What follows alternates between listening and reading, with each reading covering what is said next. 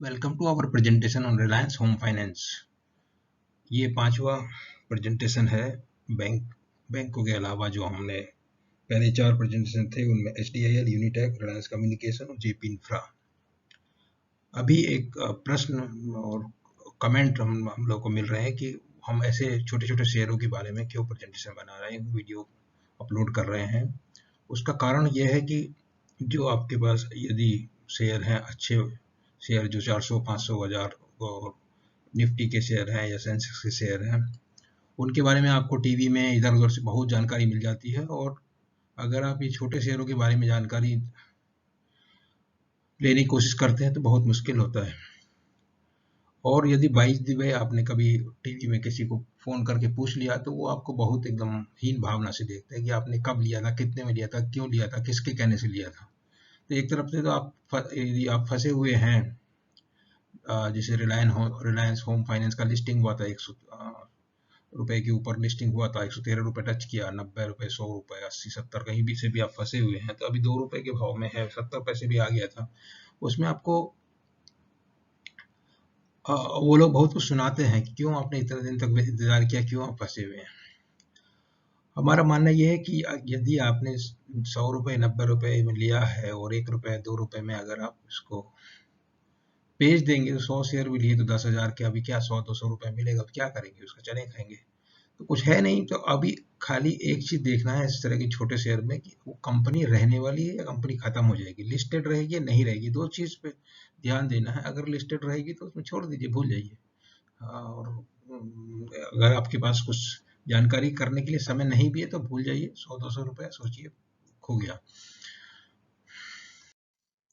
तो इसके बारे में, ये कंपनी जो है रिलायंस होम फाइनेंस, जिसका इनकॉर्पोरेट हुई थी 5 जून 2008 को। रिलायंस कैपिटल इसकी जो है वो प्रमोटर है और अनिल अंबानी ग्रुप की कंपनी है। इसको जो रजिस्टर किया गया था non deposit taking housing finance company के रूप में NHB के पास रजिस्टर किया गया था। तो 2 तरह की फाइनेंस कंपनी होती है, एक डिपॉजिट टेकिंग, दूसरी नॉन डिपॉजिट टेकिंग। उसके बाद रिलायंस कैपिटल ने जब इसको अलग करने का विचार किया 2017 में, तो इन्होंने जो है अपना स्कीम ऑफ अरेंजमेंट बनाई और उसके तहत जो है वो जो 1 अप्रैल 2007 को लागू हुई और 5 सितंबर से इफेक्टिव हो गई, ROC फाइलिंग के बाद और NCLT अप्रूवल सब हो गया। उसके बाद रिलायंस कैपिटल ने रिलायंस होम के एक फुल्ली पेड अप शेयर जो है सबको दे दिया। 6 सितंबर रिकॉर्ड डेट थी और सारे अप्रूवल होने के बाद जो है ये लिस्टिंग हो गया 22 सितंबर को। और लिस्टिंग होने के बाद एकदम 2-3 दिन में इसका भाव 113 रुपए हो गया और उसके बाद मगर लेकिन घटता घटता घटता चला गया। एक बार डिविडेंड दिया 10%। 26 अप्रैल 2019 को केयर रेटिंग ने रिलायंस कैपिटल की रेटिंग डाउनग्रेड किया और उसके साथ साथ जो है रिलायंस होम फाइनेंस की रेटिंग को डाउनग्रेड कर दिया, क्योंकि वो पेरेंट का बैंकों ने सोचा कि परेशानी होगी। तो हमने देखा कि इनकी जो बाकी कंपनियां हैं, सब्सिडरी कंपनियां, उनकी काफ़ी हद तक हालत ख़राब है। एक छोड़ के जो Reliance general insurance, Reliance life insurance, 2 हैं वही थोड़ी अच्छी हैं। उसके अलावा रिलायंस निप्पॉन AMC में इन्होंने स्टेक बेच के वो तो दे ही दिया, खत्म हो गई। आरकॉम जो है उसकी सब्सिडरी 2 थी, टेलकॉम और इंफ्राटेल, दोनों बैंक्रप्सी में ऑलरेडी है, अप्रूवल में है प्लान उनका। रिलायंस डिफेंस जो एक्वायर किया था इन्होंने, पिपावाव डिफेंस है जो रिलायंस नेवल हो गई, वो भी अभी बैंक्रप्सी में चल रही है। उसका एक एक्सप्रेशन ऑफ इंटरेस्ट सबमिशन होना है 21 अगस्त तक। अभी लेंडर जो है Reliance home finance commercial finance ने के जो लेंडर्स हैं उन्होंने भी एक्सप्रेशन ऑफ इंटरेस्ट बुलाया हुआ है, जिसको देख के ही हमने जो है सोचा कि ये अभी जानकारी काफ़ी इकट्ठा हो गई है इसके बारे में। तो अभी कोई भी इतनी जानकारी के बेसिस पे कुछ डिसीजन ले सकते हैं। आपको इसके अब भविष्य में क्या हो सकता है। तो रिलायंस कमर्शियल फाइनेंस का 9,800 करोड़ का बोरोइंग था और रिलायंस होम फाइनेंस का कुछ 13,000 का बोरोइंग था। इनका एक्सप्रेशन ऑफ इंटरेस्ट का लास्ट डेट है रिलायंस कमर्शियल का 11 अगस्त, रिलायंस होम फाइनेंस का 31 अगस्त। और बाकी जो दो तीन कंपनियां, Reliance capital, Reliance infra, Reliance power, इनको तो अभी इनका कुछ इरादा नहीं है क्या करने का, उसको मेंटेन करेंगे, ट्राई करेंगे उनको रिवाइव करने की। तो 11 जून को जो है इन्होंने अनिल अंबानी ने अनाउंस किया, बहुत बड़ा अनाउंसमेंट किया कि हमने जो है पूरा डेब्ट सर्विसिंग हम बहुत अच्छे से कर रहे हैं, 35,400 करोड़ रुपए हमने 14 महीने में चुका दिया, जिसमें 24,800 करोड़ इंटरेस्ट प्रिंसिपल था और 10,600 इंटरेस्ट था। लेकिन अगले दिन ही जो है क्या खबर आती है कि इनके जो ऑडिटर है वो पीडब्ल्यूसी रिजाइन कर गए 11 जून को ही। 13 जून को इन्होंने क्लैरिफिकेशन इशू किया, क्लैरिफिकेशन बोलते हैं कि पीडब्ल्यूसी के ऑब्जर्वेशन पूरा बेसलेस है और पीडब्ल्यूसी acted prematurely even without discussion with audit committee. Reliance Home Finance is in the process of appointing new auditor जो है statutory auditor जो है अपॉइंट करने के लिए तैयारी कर रहे हैं। और इनको हम रिलायंस होम फाइनेंस को पक्का मतलब विश्वास है जो इन्होंने रिपोर्ट किया है कि हमारा जो नया ऑडिटर आएगा वो पुराने ऑडिटर ने जो भी कुछ बोला है उसकी कोई इरेगुलरिटी नहीं है, हमारे सिस्टम में सब ठीक ठाक है। आरएचएफएल के बारे में इनका डिक्लेरेशन में बोलते हैं कि जो है बहुत बढ़िया, बहुत बड़ी लीडिंग हाउसिंग फाइनेंस कंपनी है, वाइड रेंज ऑफ सोल्यूशन है, होम लोन्स है, affordable housing loan, loan against property, construction finance. तो 31 मार्च 18 को नेटवर्थ 1744 करोड़ था, एम 16,000 करोड़ था। इन डिस्ट्रीब्यूशन नेटवर्क है बहुत अच्छा, 140 लोकेशन में हब स्पोक मॉडल पे काम करते हैं। उसके 26 अप्रैल 2019 को जो केयर ने इनका डाउनग्रेड किया था उसके बारे में इन्होंने जो अपना कमेंट जारी किया उस एक दो दिन बाद में ही, तो उसमें इन्होंने एक्चुअली उसको माना नहीं और जो है बोला कि अनटाइमली अनकॉल्ड फॉर एक्शन है और ये ठीक नहीं है। और इस तरीके से जो है हम जो है कुछ ज़्यादा डिफॉल्ट नहीं हुआ, 542 करोड़ का हुआ है, मतलब 542 करोड़ को कुछ समझते नहीं है ये लोग, इस तरह का मतलब दिया, बहुत थोड़ा सा इरेस्पॉन्सिबल लगता है। और ये फ्यूचर स्ट्रेटजी के बारे में बताते हैं कि वो हमारा लोन बुक जो है रिपे हो जाएगा 31 मार्च तक, पूरा हवाबाजी है, कुछ है नहीं।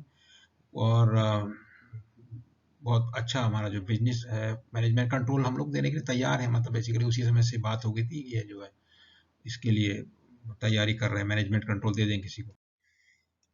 इसके बाद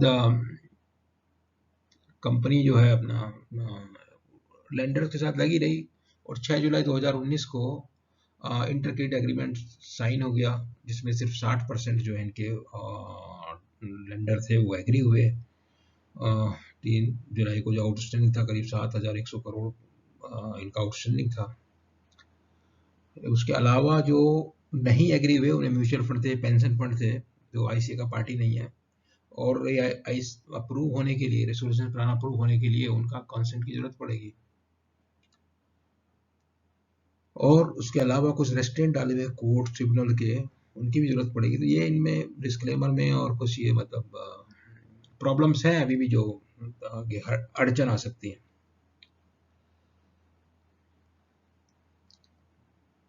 लेंडर्स ने अभी तक जो है बिड प्रोसेस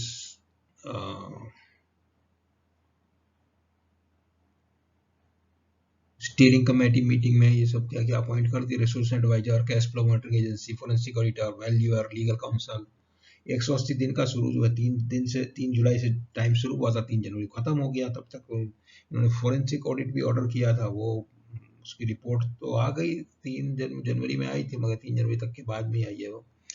और तब क्या किया कि टाइम बढ़ा दिया गया 31 मार्च तक, उसके बाद फिर 30 जून तक बढ़ा दिया गया और 30 जून के बाद अभी 30 सितंबर तक बढ़ा दिया। अभी इसी बीच में जून महीने में इन्होंने जो बॉब कैपिटल मार्केट और E&Y को जो है process adviser for resolution process appoint किया गया। और consortium of lender led by bank of Baroda issued EOI on 29 जुलाई। डॉक्यूमेंट जो है बैंक ऑफ बड़ौदा की वेबसाइट पे अवेलेबल है। तो जुलाई में इंटरक्रेडिट एग्रीमेंट साइन होने के बाद अगस्त में जो है ग्रांट थॉर्ंटन को फॉरेंसिक ऑडिट के लिए लगा दिया गया। इनकी रिपोर्ट जो है 12 जनवरी को आई है, जिसमें इन्होंने जो है कंपनी को क्लीन चिट दिया, diversion of fund, siphoning of fund कुछ नहीं है, एम्बेजरमेंट नहीं है, फॉल्सिफिकेशन अकाउंट नहीं है, कोई फ्रॉडलेंट ट्रांजेक्शन नहीं है। उसमें बोला गया है कि 7,984 करोड़ रुपए का जो है ग्रुप एंटिटीज के बीच में जो है वो और अनलिस्टेड एंटिटी जो ग्रुप की है उनके बीच में उतना ट्रांजैक्शंस हुआ है। और आरएचएफएल का ये कहना है कि एक ट्रांजैक्शन का हमने जो है ऑडिटर्स, रेगुलेटर, लेंडर सबको बताया था, फाइनेंशियल स्टेटमेंट में भी इनका जानकारी दिया था, एनएचबी को भी हमने बताया था, एनएचबी ने इसका कॉग्निजेंस लेके इसके ऊपर पेनल्टी भी लगाया।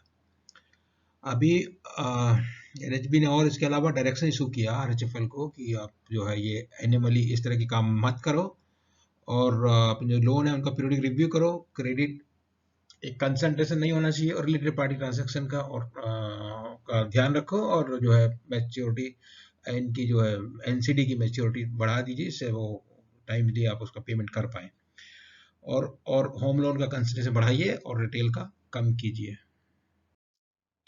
ये एक्सप्रेशन ऑफ इंटरेस्ट है, और ये लिस्ट है जो आईसीए में जो पार्टी हैं उनमें यस बैंक है सबसे बड़ी, और बैंक ऑफ बड़ौदा है, और लीड बैंक ऑफ बड़ौदा को बनाया हुआ है।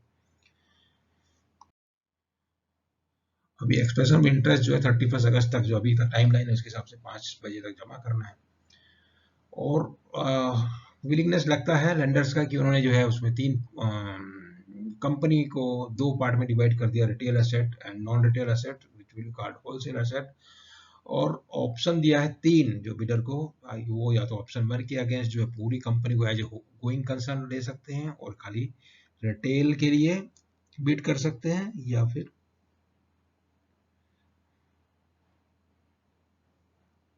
Retail on as is where is basis और रिटेल बुक ओनली। तो in that case retail book जो है उसमें से कंपनी में से हाइव ऑफ करके वो ये उसको दे दिया जाएगा, होलसेल अलग कर दिया जाएगा और रिटेल अलग कर दिया जाएगा, 2 कंपनी बनाकर रिटेल को दे दिया जाएगा। और एक है कि कंपनी एचडी रहेगी, खाली रिटेल जो ऑप्शन 3 है, रिटेल बुक खाली वो ले लेंगे एक्सपोजर रिटेल का। तो ये 3 ऑप्शन दिए, तो इंटेंट तो अच्छा लगता है, अभी देखिए आगे क्या होता है। बिड प्रोसेस के बारे में स्टेप्स दिए हुए हैं, इनमें ज़्यादा कुछ अपना है नहीं, लंबा प्रोसेस है। 2 स्टेज बिडिंग होगा, पहला स्टेज में प्री क्वालिफिकेशन होगा, दूसरे स्टेज में फाइनेंशियल बिड सबमिट होगा, और उसमें जो है फिर जो भी आएगा हाईएस्ट उनसे नेगोशिएशन का प्रोविजन है, और मोर देन 1 भी है, तो काफ़ी इसमें फ्लेक्सिबिलिटी रखा गया कि मतलब सफल हो जाए। शेयर प्राइस परफॉर्मेंस तो अभी जो देखिए बहुत ज़्यादा लंबी हिस्ट्री नहीं है, उसके बावजूद भी इसमें ऐसा दिखाया, कहाँ 100 रुपये, कहाँ 70 रुपये से, और अभी 2 रुपया 1 रुपया ऐसी रेंज में घूमता रहता है शेयर। एक बार डिविडेंड भी दे दिया था 2018 में, पहला साल जो था इसका लिस्टिंग का। अभी तो कभी लोअर सर्किट अपर सर्किट है, वॉल्यूम कम रहता है, तो कुछ कर नहीं सकते कुछ खास। फिर भी जो लोग फंसे हुए हैं, वही हमारा कहना ये रहता है कि जो अगर आप 100, 50, 70, 80 के भाव से फंसे हुए हैं, या मतलब 20, 50, 40 के भाव पे भी फंसे हुए, तो 1 रुपये 2 रुपये में बेचने से आपको कोई मिलेगा नहीं, कंपनी जो है खत्म नहीं होगी, इतना भरोसा मिलता है, जो सीरियसनेस दिखाई है प्रमोटर्स ने, लेंडर्स ने, तो लिक्विडेट नहीं होने वाली। और ये एक बड़ा पॉइंट रहता है कि आप you can continue to hold. और जो नए लोग हैं वो तो उतना अभी खैर बोल नहीं सकते, उनको पैसा लगाने के लिए किसी को ट्रेड करना तो अलग बात है। तो अभी होगा क्या, अभी यही है, बहुत सारी इफ एंड बट है, ईओआई जो है उसमें आएंगी, बिड्स आएंगी कि नहीं आएंगी, उम्मीद है, क्योंकि रिटेल एसेट है, रिटेल एसेट की मार्केट में बहुत डिमांड रहती है, और जिस तरह से जो जिन भी फाइनेंशियल एंटिटीज के पास रिटेल एसेट्स हैं उनकी बहुत अच्छी वैल्यूएशन है, और होलसेल और जो है एक्सपोजर है उसको मतलब बड़ी हीन भावना से आजकल देखा जाता है। तो और दूसरी है कि 3 बार ऑलरेडी एक्सटेंशन हो चुका है, और 30 सितंबर तक तो होगा नहीं, क्योंकि 31 अगस्त तक अगर बिड मंगाई जाएंगी तो 30 सितंबर तक फाइनलाइज हो नहीं सकती, इतना 1 महीने में कुछ नहीं होता है, कम से कम 1-3 महीने का एक्सटेंशन और होगा, उम्मीद है उस तक हो जाए 31 दिसंबर तक, तो बहुत गनीमत अच्छा माना जाएगा। और दूसरा बात है कि अगर पार्ट में बिड आएंगी या फुल की बिड आएंगी, रिटेल की बिड तो जरूर आएंगी, फुल की आएंगी कि नहीं आएंगी उसके बारे में बहुत ज़्यादा हम नहीं कह सकते हैं। और क्रेडिटर जो हैं, जो सिग्नेटरी नहीं है, उनका क्या स्टैंड रहेगा, वो खाली पीली लटकाते रहेंगे, टाइम पास करेंगे, कितना डिले करेंगे, ये भी एक इशू है। बाकी कोर्ट ट्रिब्यूनल्स के कुछ रेस्ट्रेंट है, वो वैकेट करने में कितना टाइम लगाएंगे, क्या उनका एटीट्यूड रहेगा। और मार्केट में जो भी हालत अभी नज़र नहीं आ रही, मगर इकोनॉमी की जो हालत ख़राब है, मार्केट की इकोनॉमी की हालत में सुधार होगा, टाइम लगेगा कितना उस पर डिपेंड करता है। और नया जो आएगा